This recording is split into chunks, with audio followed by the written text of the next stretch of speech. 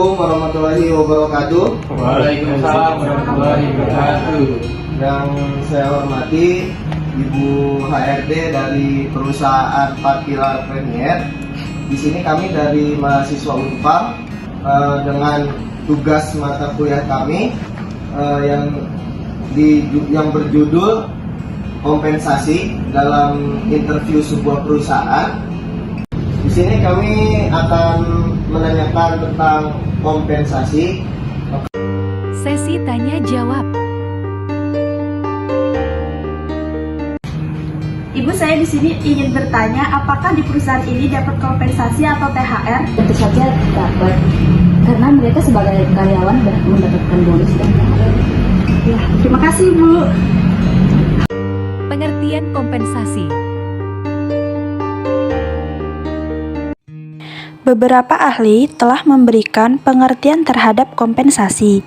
Beberapa di antaranya, menurut Hasibuan, kompensasi adalah sebuah bentuk penghasilan baik dalam bentuk uang, barang langsung atau tidak langsung yang didapatkan karyawan sebagai penghargaan atau jasa yang diberikan kepada perusahaan. Ya Ibu, di sini kami juga membantu bertanya untuk jatah cuti yang diberikan kepada karyawan di perusahaan ini ada maksimal atau berapa hari maksimalnya? Jatah cuti maksimal untuk karyawan di sini 12 hari dalam 1 tahun. Dan apabila karyawan sakit, apakah dianggap dipotong cuti atau tidak Ibu? Kembali lagi dengan status karyawan tersebut, apakah yang lepas atau kontrak. Jika yang lepas, dihitung dengan masuk dibayar atau tidak masuk tidak dibayar. Apa itu pegawai harian lepas dan karyawan kontrak? Pegawai harian lepas juga disebut honorer adalah pegawai yang telah memenuhi syarat yang ditentukan, diangkat oleh pejabat yang berwenang, akan diserahi tugas dalam suatu jabatan negeri atau diserahi tugas negara lainnya, VHL, bukan pekerja yang terikat dengan Undang-Undang Ketenagakerjaan. Karyawan kontrak merupakan karyawan yang diperuntukkan untuk bekerja dalam kurun waktu tertentu. Karyawan kontrak bisa disebut juga karyawan yang belum memiliki jabatan tetap. Biasanya karyawan kontrak akan bekerja sekitar 3 bulan, di mana 3 bulan tersebut perusahaan melihat bagaimana kinerja karyawan, dan di mana 3 bulan tersebut bisa memutuskan perusahaan untuk melanjutkan dan menjadikan karyawan tetap atau tidak. Sebuah perusahaan melakukan perekrutan untuk karyawan kontrak biasanya berdasarkan kondisi tertentu. Apakah di sini ada benefit dari perusahaan untuk karyawannya? Tentu ada, yaitu BPJS, tunjangan bulan, bersama yang dihitung beberapa lama dia kerja. Pengetahuan benefit secara umum. Dikutip dari Kamus Kosakata Maria Webster, benefit artinya keuntungan yang diterima atau juga bisa berarti bantuan. Manfaat pegawai meliputi berbagai macam kompensasi non-upah yang disediakan untuk pegawai selain upah atau gaji rutin. Seorang pegawai juga dapat menukar upahnya dengan beberapa bentuk manfaat yang biasanya disebut sebagai pengemasan gaji atau penukaran gaji. Untuk yang selanjutnya, apa pengelolaan gaji di perusahaan ini? Untuk pengelolaan gaji di perusahaan tergantung dari jabatan karyawan dan status karyawan tetap atau tidak tetap. Setiap jabatan ada tunjangannya sesuai jabatan karyawan tersebut. Pengertian tentang gaji. Gaji adalah balas jasa yang diterima pekerja dalam bentuk uang berdasarkan waktu tertentu. Apa sih fungsi gaji bagi karyawan? Gaji diberikan dengan tujuan tertentu. Salah satunya adalah agar adanya ikatan kerja antara perusahaan dan pegawai sehingga mengetahui setiap hak dan kewajiban masing-masing yang dijalankan dengan baik. Sesi tanya jawab selesai. Terima kasih banyak kepada Ibu HRD yang telah memperizinkan kami untuk menginterview tentang tugas dari mata kuliah kami, dan kami mohon maaf apabila ada kesalahan baik dari segi kata atau perilaku. Kami mohon maaf sebesar-besarnya dari kelompok kami. Wassalamualaikum warahmatullahi wabarakatuh. Sedikit penambahan pengetahuan tentang kompensasi.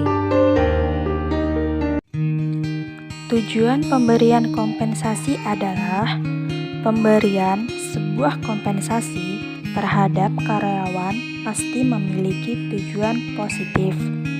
Menurut Noto Atmojo, tujuan dari kebijakan pemberian sebuah kompensasi meliputi: yang pertama, penghargaan terhadap prestasi karyawan; yang kedua, menjamin keadilan gaji karyawan; yang ketiga, mempertahankan karyawan atau mengurangi turnover karyawan; yang keempat, memperoleh karyawan yang bermutu; yang kelima, mengendalikan biaya; yang keenam, memenuhi peraturan-peraturan.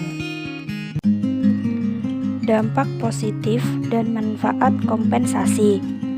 Pemberian kompensasi yang baik kepada karyawan akan memberikan dampak positif pada sebuah perusahaan.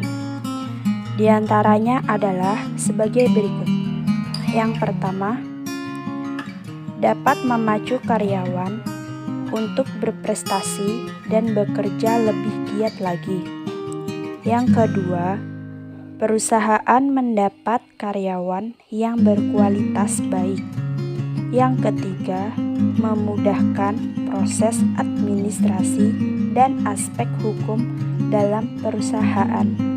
Yang keempat, kompensasi dapat menjadi daya pikat bagi para pencari kerja yang berkualitas.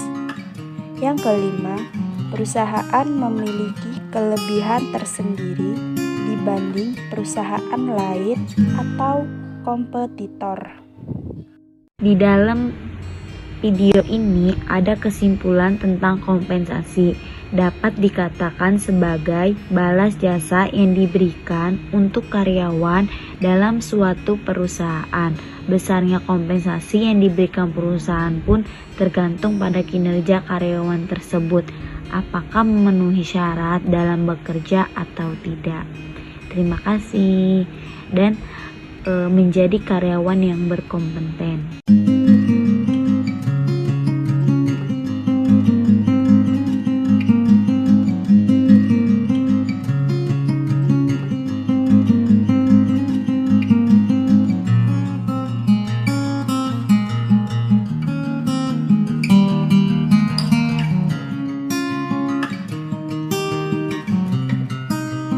Thanks for watching our video. Don't forget to be happy.